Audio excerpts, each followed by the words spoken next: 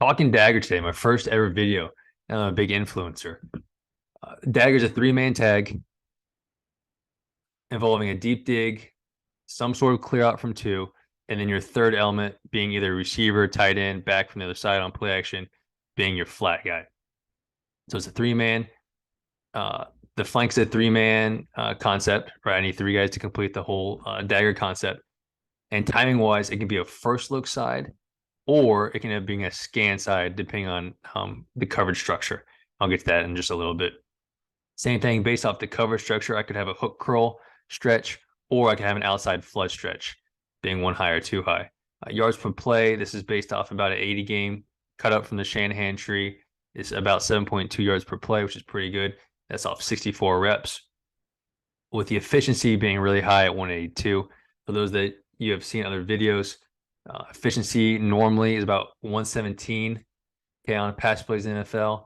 So anything over that is obviously pretty good. This is one of my just randomized formulas, so we can go through that another day. The route distribution of where the football went when Dagger was called, the backside tag. So here I just have a curl flat drawn. Backside tag got the ball 6 times. You can do different one high beaters back here. That got the ball 6 times. The through route, getting the ball 6 times. The dig, getting it 20. And then the flat element being either a bait or a true check release flat, getting the ball 17 times, with 15 times being sack or scrambles. So what is the Dagger concept? How do you teach it? How do you install it? So it's a 3-man flank concept, as we said. So I'm going to have a deep dig for number 1, usually around that 18-yard mark. So a deep dig, speed turn it, flat at 18, with, I think the best way of running it is a through route from 2. So we've run it in the past as a straight seam. I will discuss why this is better, the through route. So what is a through route? So a through route is a 1 high or 2 high read from the slot receiver. So 2 high, he's running an inside post, breaking at 12 yards, with the catch point being on the opposite hash at 40, which really serves as a complete clear out in 2 high. So 2 high, it's an inside post. 1 high is that deep cross, that high cross, however you teach that thing in your offense. For me, you're inside stemming to 12 yards. At 12 yards, you're sticking your foot in the ground, and you're aiming to run out of bounds at 25 yards. So 1 high, it's your cross. 2 high, it's your inside post, with hopefully a bait coming from the backfield or number 3 route, number 3 in trips. So a bait, this is not quite drawn perfectly. A bait is 5 yards on the hash. If you're matched, you can end up breaking out. So a lot of people run a flat route, and I'll get to the film. We'll show you why a bait route is better than a true flat route. So looking at how this matches up against coverages, for those that have seen other videos, or if you haven't, I use a 1 through 5 grading system, which is here on the right. 1 being premier look, think double post in the quarters. 5 being you don't have a shot in hell to run the football play. Okay, you're putting your kids in a really bad position. So before I get into that, I do want to talk about the read real quick for the quarterback. It's a 1 high, 2 high, split, close, however you term that, read for the quarterback. So 1 high, I'm going boundary, tag, whatever it is. Here, I like the curl flat the best. I'm going, if it's 1 high, I'm going boundary side. So it's 1 to the cross over top of it for 2. If it's 2 high, then I really like this inside post to clear out, and I'm going dig 1 to my flat as my second look. Okay, so once again, it's a 1 high, 2 high read. 2 high, I like the dig side. 1 high, I like the backside tag to the over route. Now you can see this on film as it opens up. So you can see the grades. I really like it against the 1 family. I like this look over here against 1. You have a curl and a runaway crosser. Against cover 2, obviously like the dig, we're going to clear out the middle. We're going to clear out the deep safety. And if it's Tampa, we'll end up clearing out the Tampa runner. And now I'm putting 2 guys on the curl defender, right? I'm putting a guy in the curl and a guy in the hook. I'm just getting in out. Sorry. I'm going to end up in-outing this guy. And 3, the dagger side can be covered. The dig side can be covered pretty easily, right? Because now you have a hook and a curl defender to take away these 2 options. But once again, I really like the curl flat to the high cross. Same thing in fire zone. Orders can be tricky based off how wide the three receiver hook defender gets. Being the Mike here, if he drops wide enough to take it with the dig, it's obviously not a good play. Hence why the three. You have to game plan that and see if the play action will suck him up. And if not, it's probably not a great play because now he can relate to the dig and send it on the hash, which is the strike point generally. 5 being man match halves, it's premier, right? The beater in man match halves is obviously 1 behind 2 if they don't drop the crease route.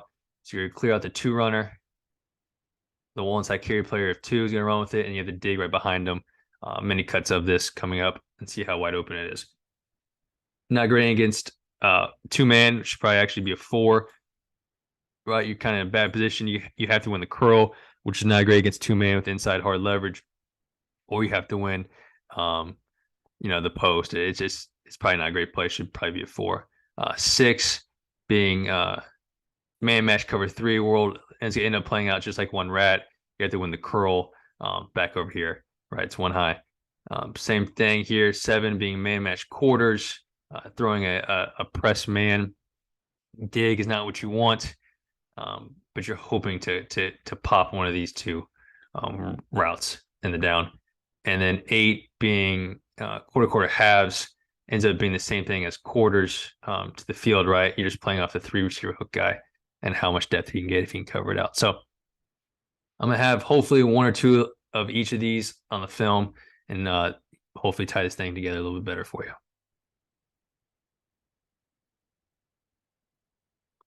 All right, so starting in true man coverage, right? We can see we're going to work the boundary side as a quarterback.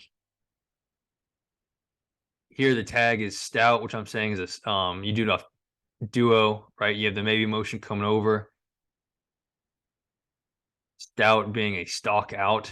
So you're going to fake the stalk block and then run the out route at 5 yards to keep the corner down. And you're going to hit the crosser over top of it, right? We're aiming for 25 yards out of bounds and 1 high. Obviously, you can flatten off against man. You're not going to get the depth you want. But you see 1 high, we're going to try to work the boundary side. Don't love running duo protection off of Dagger. Okay, here it makes sense because I know I'm only running this against 1 high. It's probably a can call, so it doesn't matter. Generally, though, you need that flat element, that bait element to sit here. NFL field, you'll be the bait will be in the divide, right? So everything I drew up was on a college field. NFL field, you'd want a player in the divide, and the ball would be caught on the hash in the NFL. Duo protection, you're obviously going to lose that because you're faking that way. You're not going to have an underneath player help the dig on covering in zone. But like I said, it doesn't matter here because it's probably purely, I'm guessing here, this is probably purely a man play. If it's too high, they'll probably just run duo and call it a day. So good play if you do maybe motion and block support with receivers. It makes it look just like it. You hold the corner down and you throw the crosser right behind him.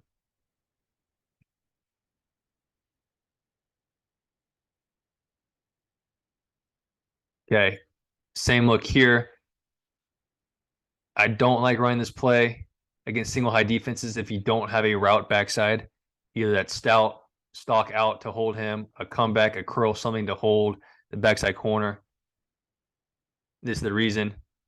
Right now, the backside corner can sit in that window. You have nothing to hold him down, and the play is not as good. Now here, the dig opens up against man. That's not something I would want to depend on to happen. I think it's a harder route to win against man. Obviously, people can hammer it. We'll see that coming up. Another thing I don't love is outside zone play action off this play. It'll make more sense when we get to the cover 2 cutups, right? I don't love the flat route as much as I like the bait route. Flat route, you can run into flat defenders and pull everybody here. The intention of this play for me is to put a guy in the hook. I'm sorry, put a guy in the curl and put a guy in the hook. I don't need a flat guy and a hook guy. That doesn't stress the defense as much. Right, so two things. I don't like outside zone off this play. I don't like run this play without a backside element to hold the backside corner. Now, if you're reading this thing purely as through to dig, it doesn't matter as much. Okay, but I am a proponent of going 1 high and a 2 high side.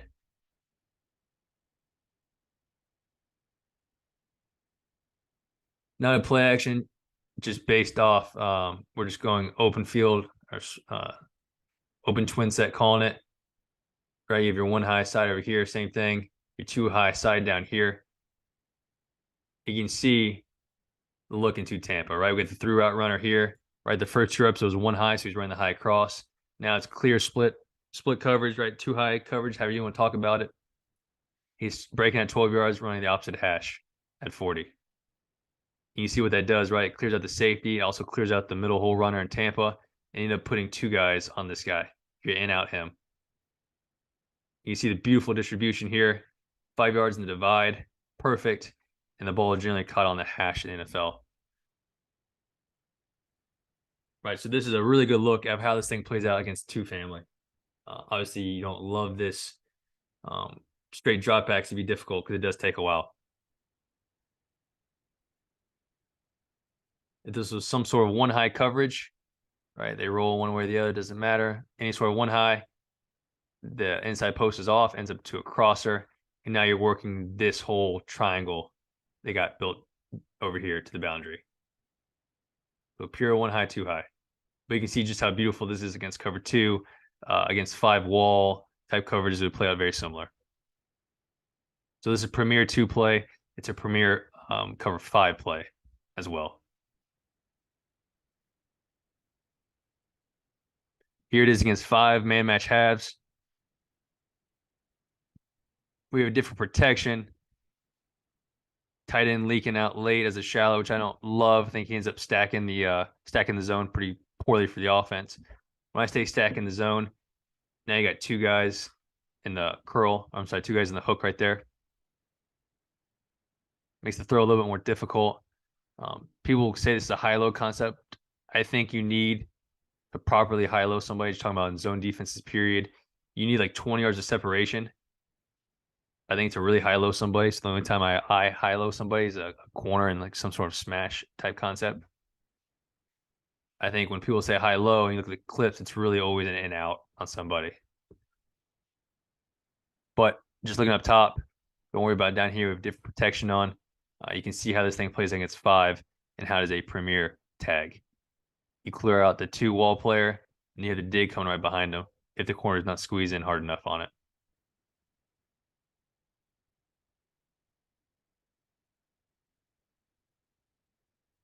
Right, so this is what you want the player up against. And they're running the high corner from two.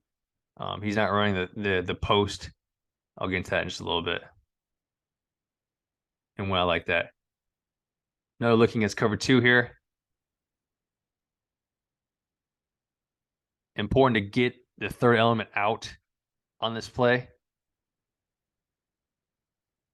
Protection, how you protect is very important here. I think this play is more important than some other plays of getting the back out, the third element, whoever that guy is, to go run the bait for you. You could peek. I can't believe I just said that word peek.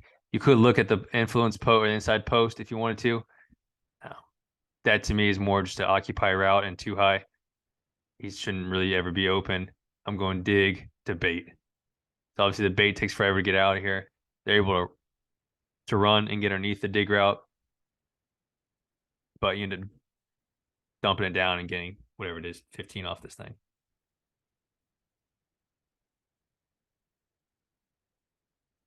One more look at it against cover two. Here's why I don't love the flat route coming from the backfield. This exact reason, right? I'm calling this play hopefully for cover two or cover five. The issue is when you start running the flat routes, now you're running right into the corner. You're not putting this player in conflict anymore. He can now sink straight back, forcing a high throw and what should have been a pick. I'm a proponent of running the bait route from the running back, sitting him right here in a divide, and now putting a 2-on-1 on that kid. Now I realize that depending on how you build your protections and all that kind of stuff, it's hard to get a bait route from the running back.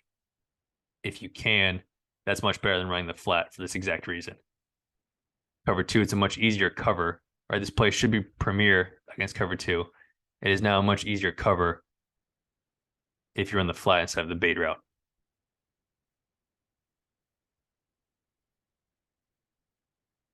I lied to you. One more look against cover two.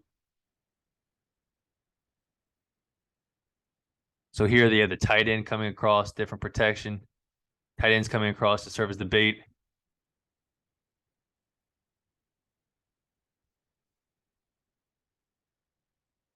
Once again, you see the void in cover two and cover five. That's what we're attacking here.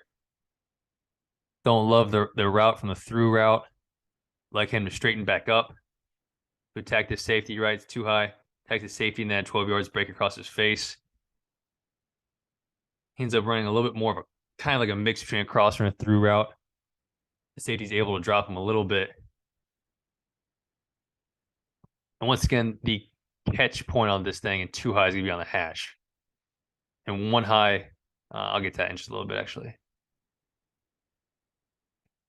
So cover three, don't love the dagger side. The dig side in cover three, right? Just think about it from a zone perspective. What are we doing offensively? Well, not in this play because they're running duo, which is good. But really, what are we doing? We're putting a guy in the hook. We're putting a guy in the curl. If the defense has a hook and a curl defender, right? Just base defense one-on-one. If we're putting a guy on, if we're putting two in the zone and they have two in the zone, the play's not any good. That's why it's good against cover two, right? You're draining the Tampa runner, and they only have one defender to take away those two zones.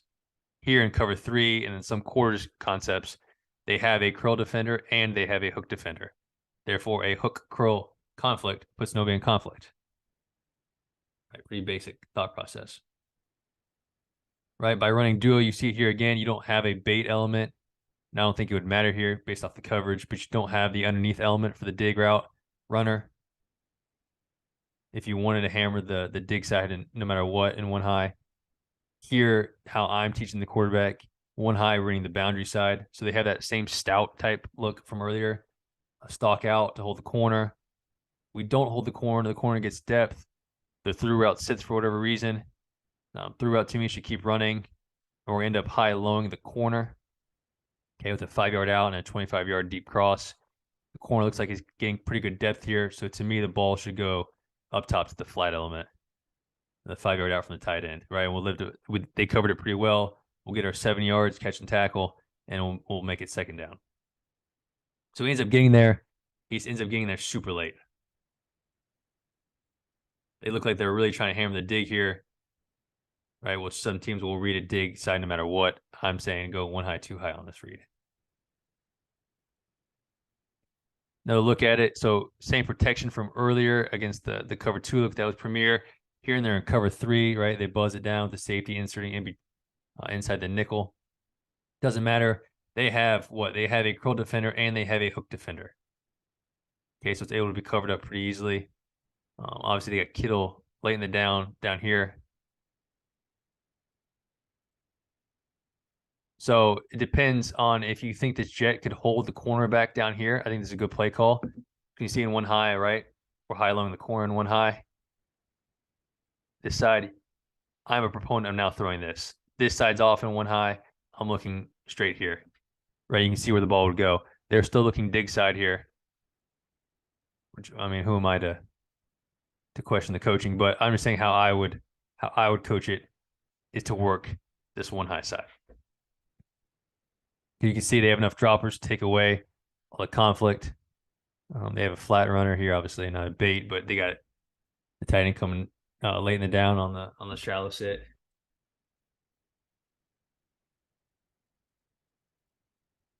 So cover three, if you did want to hammer it home, you did want to look this side no matter what. The coaching point was this route and one high is caught right where it curls. I mean, you're basically making a curl flat stretch. So you had to beat the hook defender. Right, and two high, this ball is caught on the hash. And one high, talking about NFL, I'm sorry. And one high, this thing's caught in the curl area, which would be like top of the numbers-ish.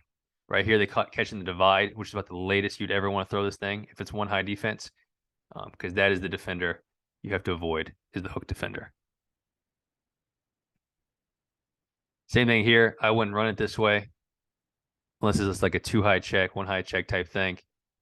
I would not run it without an element to hold the corner, because now everybody can sink back and take the crosser away. And now you have to throw the dig, which here it's open. I would not count on the dig side being open against a one high defense though. It shows up, right? But it's a much tighter throw. You now have to change the landmarks for the quarterback. You have to change a lot of things. When I think there's easier ways to make this play work and make it better by working the boundary side.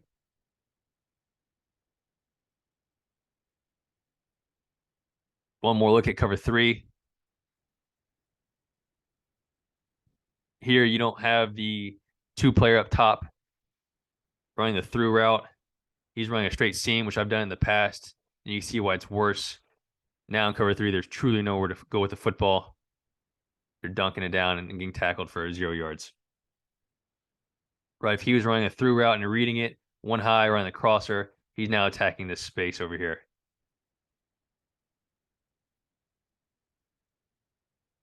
You can see in cover 3, we don't like this play. They have a guy for the bait, right? They have a curl defender and a hook defender to take away this thing.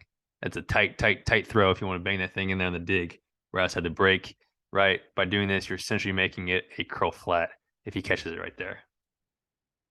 Like I said, you can make it work. I think there's easier ways to make this play better and more explosive than trying to jam in a dig route right out of the break against single high defense.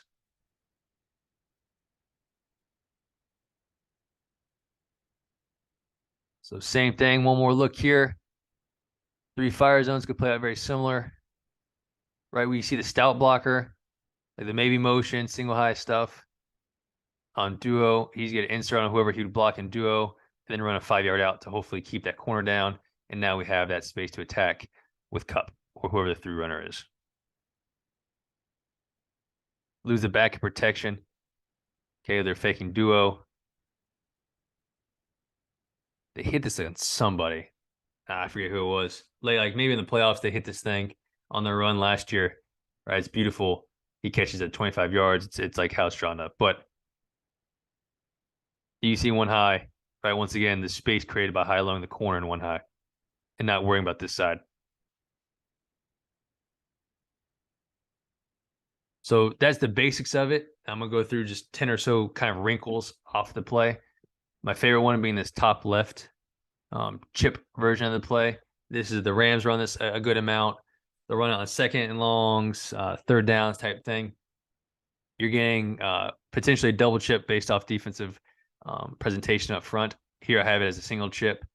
If all linebackers are at depth, it was really clean. You could put the running back here and get a double chip and run the check swing, but it ends up being the same thought process as one high, two high. One high, we want the curl to the through route over the top of it. Two high, we want the dig to the chip bait route. Something to note is they will deepen this route up when they run this concept like this. He's now running to the deep pylon. He's running the same stems, but instead of 40 yards on the hash and 25 yards out of bounds, you're telling him to run to the front pylon of the end zone. So single high, same thing. Stem to the middle of the field at 12 yards, take your foot in the ground, and now run to the front pylon. If it's too high, run around the too high safety, the near deep safety, however you want to term it, break across his face and run to the deep pylon. So that's the chip version. That's my favorite way of running this football play. I think it's better than play action. I think it's better than all that kind of stuff. If you wanted to run it toward 2 trips, okay, here we're in double chip type set again. Ignore the running back and the tight end. If you want to run this ball or run this thing 2 trips, you have 2 options. You can put number 3 on a low cross, or you could have one of the 2 or 3 run the rail route, which you see at the bottom left-hand side. So you can rail one of them and still have the same, 3-man concept here, or you could low cross him and then still get the same 3-man concept. You got a lot of stuff happening up top on the right. And then finally, my favorite way of running it if you want to run this to a nub set and kill this set and not have a curl or something, you want to really protect this side, I recommend running it with a high corner and not a through route. Okay, so the issue on a through route, if it's one high, you now have nothing to hold this backside corner of getting underneath it. If you run this version, that's fine. I can now 8-man protect it, be really solid back here, and not worry about this side because I'm running a high corner away from everybody. And I think this Chiefs have made this relatively popular with the speed they have at 2, running the high corner over top of it. This is how they essentially won the Super Bowl. Now it's not at the set. They're doing it out of maybe trips open, I believe. But they just had Tyreek Hill running full speed on the safety here in the high corner. The corner nails down on the dig. Now you have all that space behind it. So really like this play out of a nub dead set. To me, this ball is basically always going to the corner, the hike equal hike corner. You're welcome for that. So looking at some of these things, my favorite way to run is off double chip. Protection, like I said, they'll start out in this double chip. If there's any sort of linebacker mug, they'll bring the running back in, but still run the same protection. So single high, remember they're running this route a little deeper in this type of formation and set. So single high, what are we saying? Same thing, same read for the quarterback. We're working boundary side to the, however you want to term this, the deep over. So single high, they get what they want. All right, we slip out of their break, not a great ball, but you can see it opening up to the boundary.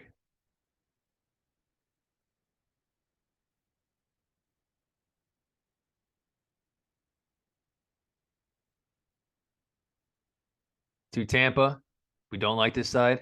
We like the dig side, the field side into Tampa. You can see why. We have a nice inside post from the through runner, right? He's gonna clear out the Tampa runner and the deep halves, right? You have some sort of invert going on here. So he's a pure influence route, clear it all out. They'll run this a little bit deeper too. He'll get to about 7 or 8 yards in this set, right? He's at 8 yards right there in the divide, which is fine. And you're putting a guy on the hash. You're in-outing this guy. Now he does a good job. You can see the sticks up top. Good job of keeping depth and packing this thing back in. And the ball should go down to the bait. Get a little bit greedy here at quarterback, but you can see the intention of this playing too high is right there.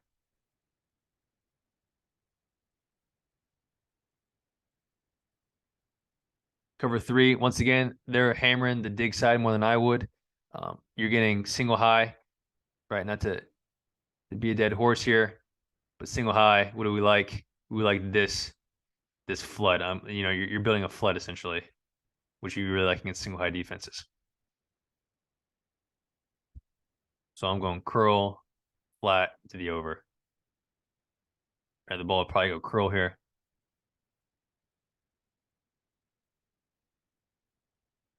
Like I said, pretty easy pickup in cover 3 to the dig side, even with the curl flat guy expanding way out.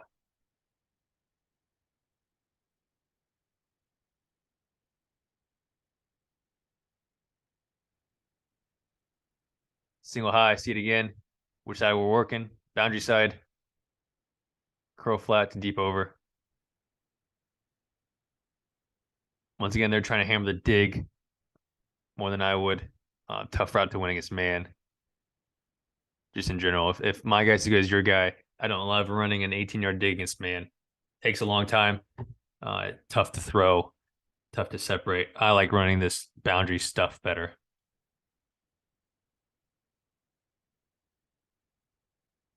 Premier look, you're getting cover 2 or 5 wall down here.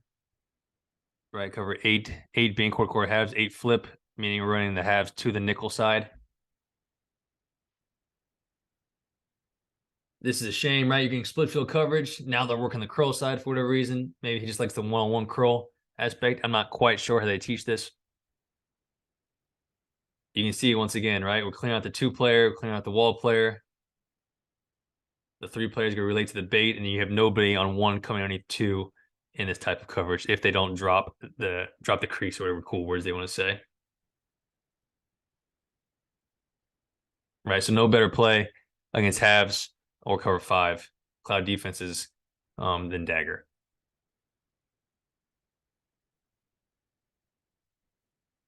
So here's the quads look. Here's your first option if you want to run out of trips. You have 3, just run the low cross, right? 12 yards across the field. But you keep, and then that keeps everybody else the same, right? So here we have a shag call, which is the shallow from the X. But you're telling 3 to run the crosser, the low cross. You have the same through route from 2, one's on the same dig, and then you have some sort of flat bait element coming from the backfield. So it ends up being the same thing schematically, offensively. One high, two high, two high. Let's still work this side right here. One high. Right now we're going cross to the cross over top of it. Not a ton of good cut-ups of this. They're running it on 3rd and 12 plus, right? It's hard to find a lot of good plays period in that down distance, but just trying to provide you options. If you want to run this thing on trips, this is one option. With the railing, one of the two guys being the second option. So here the number 2 on a rail. So he runs the through route. He stays on the same rules. He's railing. He's running a dig, and now your flat bait element still comes from the backfield with solid protection backside. Quite honestly, I'm not sure, when this is better or when this is worse. Just trying to provide options if you didn't want to run this from different sets. One more look. Okay, they're keeping him on the through route here. Inside post, high cross, him on a dig, and now they're railing number 3. So same thing, now they're just switching these two.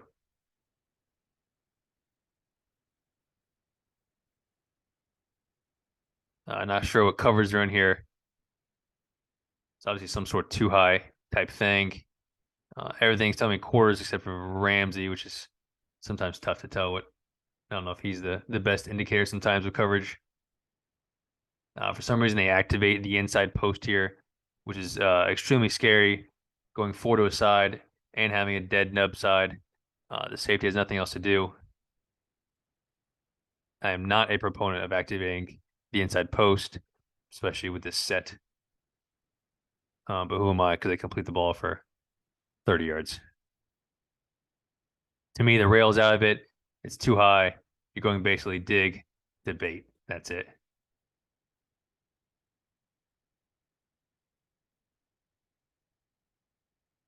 So here is one of my more favorite ways of running this football play is the hike. So the high corner, the through route is off. He's sticking at 12 and running to the front pylon on the high corner, and he's still running his normal dig route. You see from stack, they will outside stem it to get separation. To me, the timing of this play, the ball is basically always going in my world to the high corner. I'm doing this to hold the corner down. Right, you can see it here in cover 3. It's premier because you're gonna hold the corner down the dig, hopefully, and then end up running away from the middle field safety with all that leverage you have. So they're running this thing a little bit deeper, probably at 15-ish, with almost a 20-yard corner, depending on how you want to run it. But I'm not quite sure how they're reading this football play. But to me, the ball is almost always going to the corner if I'm calling this. Now, that being said, I like this type of concept better with a curl from number 1. Because now there is time to read that 1 to that to 2. Right. And it's still the same depth and all that kind of stuff to still hold the corner. But now you're truly high-lowing it. You're flying it over there. To me, these routes are kind of happening at the same time. Right. If you read this first, I feel like you'd be really late on the dig with all the linebackers coming underneath it. And then trying to read the dig first to that second, you better have like Josh Allen's arm to throw a second look deep corner route. But you see the idea of it is something to hold the corner and the high corner from the slide over top of it. Like I said, I like this version of the play best, but you don't have anything to hold this backside corner down. So you say, screw him. He gets the play off. Let's keep the ball on this side of the field. You can be really, really solid on your protection now. So you don't need anything over there to leak out to hold that corner down.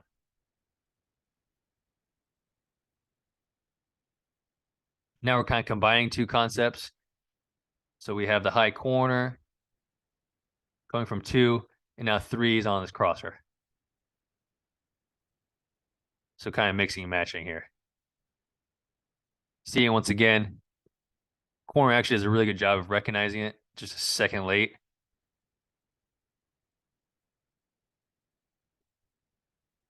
You can see you'll have leverage on the middle field safety. You just need that corner to take one step up on the dig, and you should be able to beat them.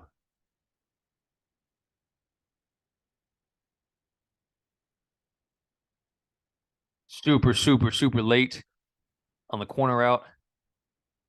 Right, we 3-step it, 5-step it. 1, 2, 3. We 5-step it and then take 2 shuffles. Right, there's about 2 guys in the league that can make that throw this late in the down. Right, so to me, if I'm calling this play, I'm high corner and I'm having him run a curl as your second look. If the corner does fall off, then you have your normal curl flat type stretch to check the ball down to. Last play. So this kind of look is popular with the Dolphins this year. To me, what they're doing, I know they're snapping the ball when he's inside, but what are they making? They're making that same stack that I've shown time and time again, right? The same stack that is here. Nope. Here. They're making this stack. They're just making it on the run. Okay. So obviously, Dolphins did a lot of good stuff off this year with Tyreek Hill. They would get him running full speed, and then he becomes a dig runner. Very tough on the corner. There's some really cool stuff. And now they have all sorts of concepts. But to me, they're making the stack on the run here. You know, the ball is being snapped with him on the hash.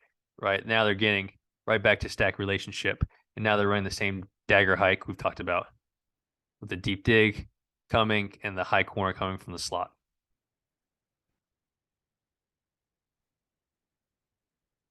So that's sort of how I see this motion, right? For a long time, I saw this as just a normal 2x2 set with the jet motion. And the more I watch it, they're running their stack concepts. They're just doing it on the run and making it stack like 5 yards down the field, if that makes sense. So if you are a stack team, I think this is a good way to do it. Same thing. I'm getting like way off topic here, but this is how it kind of goes. Tennessee will do this with the stack switch vert stuff. With Hyatt a lot this year, they're able to make stack on the run, as I say. They'll snap the ball with him like halfway in the apex between the tackle and the receiver, and he ends up winding up in stack relationship. So once again, how it plays out against quarters. Same reason, right? I don't have a route to the nub side, so I don't want to run the through route over there and possibly activate that in single high. Let's kill that side. Let's be really strong in protection. We have a solid call, and then let's run the high corner with a dig. Now, because of this timing, you might be able to look truly 1-2 because the dagger is coming from a little bit more depth.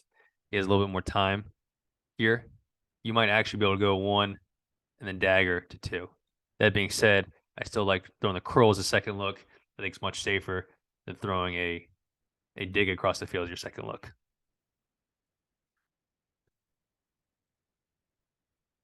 Right, once again, you see the leverage created on the safety. The corner takes the dig. That is about as good leverage as you could ask for to throw a deep corner route on.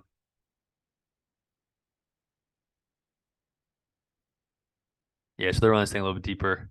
Something I got to probably look at a little bit more. Maybe deep up to 15. I'm not sure if the depth matters a ton. Just something to look at.